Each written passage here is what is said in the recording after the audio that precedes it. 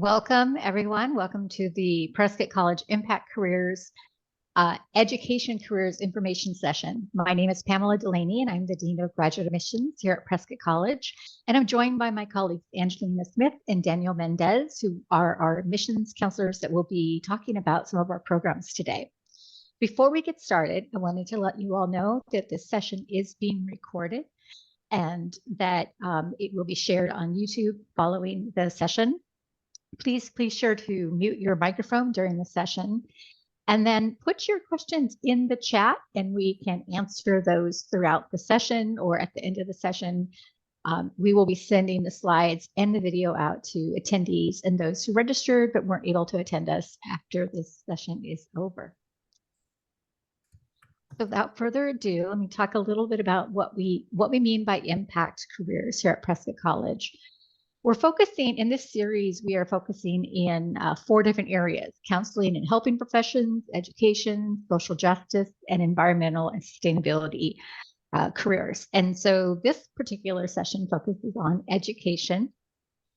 These are careers that are making an impact in the world, but also are in high demand throughout the United States currently. And I like to think of it as you are making an impact while making a living or making a difference through your career. So there are many ways that you can have a meaningful career that makes a meaningful impact in your communities. And so when I'm looking at these careers, I wanted to give you some insights into the demand that we're seeing related to education careers. Education, of course, is a pretty broad area. It could be anything from K through 12, could be higher education, could be even company, corporate education. School counseling will oftentimes fall under education. And then we also have at Prescott College the opportunities for people to specialize in outdoor education and environmental education.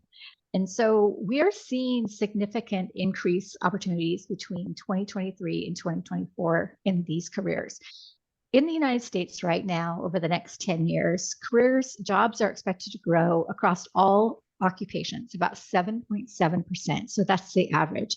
So you can see here from the slide that these careers are all growing above the national average. School counseling, college and university instructors, education support services like instructional designers and curriculum specialists are all expected to grow about 9%, with outdoor educators growing at 10%, and a pretty large growth, of course, in elementary and secondary education and environmental education at 12%. There's an extreme need for people that are pursuing careers in education. I can speak and tell you a little bit about Arizona, for example. Last fall, the state of Arizona reported across all school districts that there were 6,000 positions in K through 12 schools that were not filled by qualified teachers. And when it comes to school counselors, the recommended ratio of students per counselor is one counselor per 251 students. Arizona was the last in the nation with just one counselor for every 667 students. There's a great need here in Arizona, but there's a great need across the United States as well. So that's just a little bit about the careers. I will be going into these a little more in depth next Monday at the career panel that focuses on careers, with a person who works in outdoor education, another who works at a middle school, and a principal of a middle school. So we'll have some people that are right there in the industry to talk to you about these. But for now, I'm going to go ahead and turn it over to my colleagues.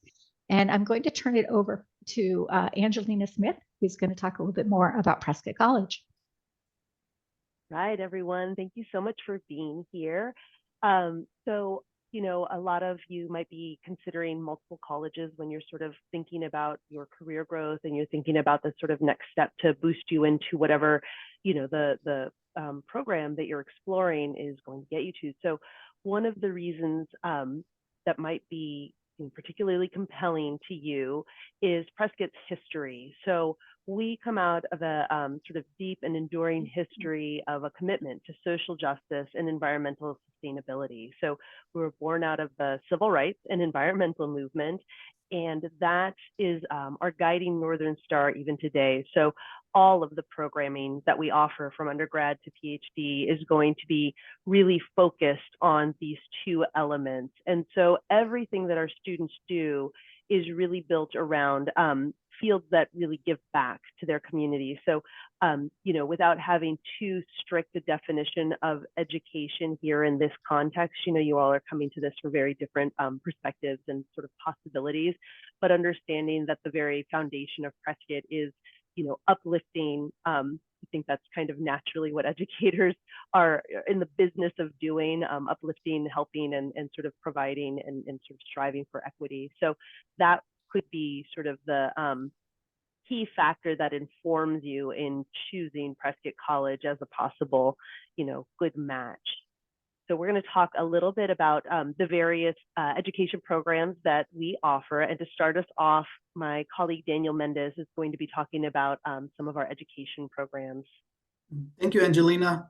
So I'm the admissions assistant director for the Master of Education professional teaching programs. And we offer certifications in elementary, secondary ed, early childhood education, special education, mild to moderate, early childhood special education. The per credit hours for each of these courses is between 36 credit hours to 40 credit hours. And all our programs are approved by the Arizona State Board of Education and the Arizona Department of Education. And a lot of our certifications do transfer nationwide. All of our programs are asynchronous, so you can do your studies when it's convenient for you. Some programs may have a limited residency requirements, but we will discuss each of those programs separately. Next slide, Angelina. The other program that I'm also responsible for is our leadership and school counseling program. We have a Master of Ed in Educational Leadership, which includes for those individuals trying to seek employment as a principal, a director, or a school superintendent. We spoke about the growth in education in general, but these specific fields will also grow at 8% rate in the next 10 years. We also have under the school counseling, we have the school counseling position. The educational leadership programs and the school counseling are both 36 credit hours, and they are also approved by the Arizona State Board of Education. Along with, sort of education and K through 12 schools is sort of like much more broad concepts regarding education. And so one of the programs we wanted to highlight that can kind of get you there is going to be interdisciplinary studies. This is a fantastic program because it's so flexible, so it can really be customized to really kind of fit into niche and sort of like specialized areas within education, and you get to be the driver of how that develops. So there are 2 required courses. It is 100% online. And what you get to do here is kind of cherry pick the classes that are going to be the most supportive to you from across all of our other program offerings. So perhaps you wanted to do, work in education around, food justice or food scarcity. You could combine our food systems and our education programs to create something much more specific. Or maybe you wanted to have, education that's really infused with social justice and sort of explore how administrators and sort of like education professionals can be more inclusive and have practices that really help their students. You can totally do that with this program. And another sort of like lovely thing about this program is it's a perfect way to kind of do a master's straight into a PhD with a lot of possible transfer credit there. So we can talk about that if anybody is interested. And then back to you, sir. We also have under the Master of Arts in Education, we have the education under environmental education. This program is also accredited by the NAAEE. This is a 36 credit hour program. It's non-certification. In other words, state licensing bodies will not give you a certification for this area, not yet. It looks like some of the Western states like Washington and Oregon and some of the East Coast states like Vermont, those may be moving towards certification in these areas. But this is a great degree to have if you are inclined to be a leader in environmental education.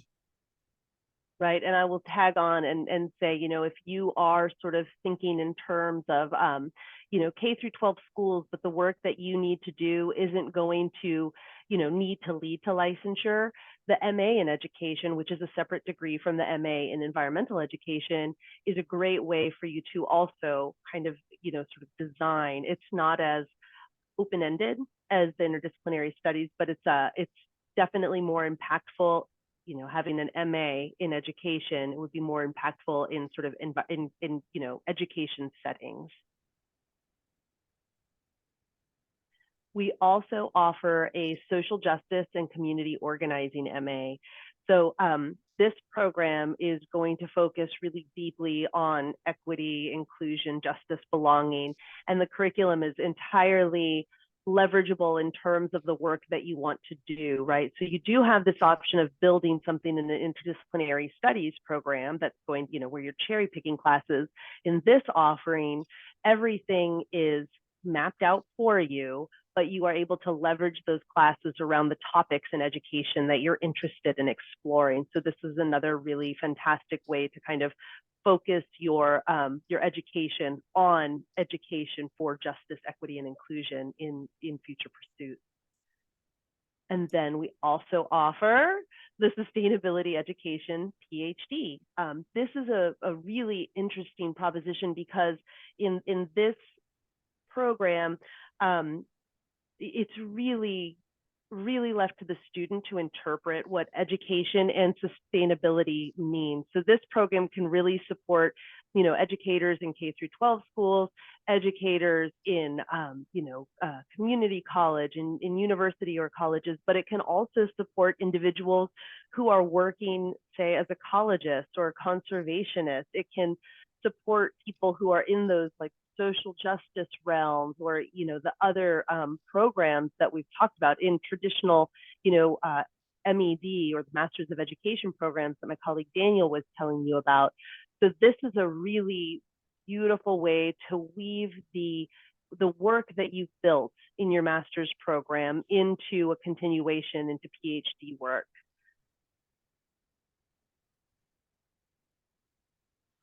And I think with that, we will talk a little bit about, you know, the online graduate student resources. So one of the things that can often feel a little bit scary or maybe just a bit tentative is the idea of learning in an online space. We kind of fear that we're losing the connection to our community or to our fellows. And there's just sort of like, you know, uncertainty about some of the support systems that you might feel are available as an on-campus student versus an online student. So a lot of the things that we really like to highlight is how we really make our online community this kind of like deep network of, you know, sort of like-minded learners who are across the nation, sometimes across the world, and you will have access to those people and quite frankly develop friendships and relationships and really have a thriving community of colleagues, from students to faculty to even staff. I get, you know, my own calls and connections with students who I work with. So it's always really nice to like know that this small space does provide a really beautiful community of learners.